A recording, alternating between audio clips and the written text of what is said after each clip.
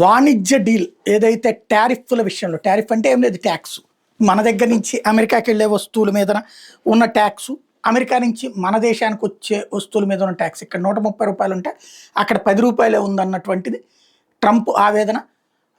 ఎగుమతుల్ని తగ్గించాలి, అప్పుడు అవి అందుబాటులో లేకపోతే, లేదంటే అందుబాటులో ఉన్న ఎక్కువ రేటు ఉంటే ఇక్కడి నుంచి అక్కడికి వెళ్ళే వస్తువుల కంటే అక్కడ తయారు చేసిన వస్తువులే తక్కువ ధరకు వస్తాయి.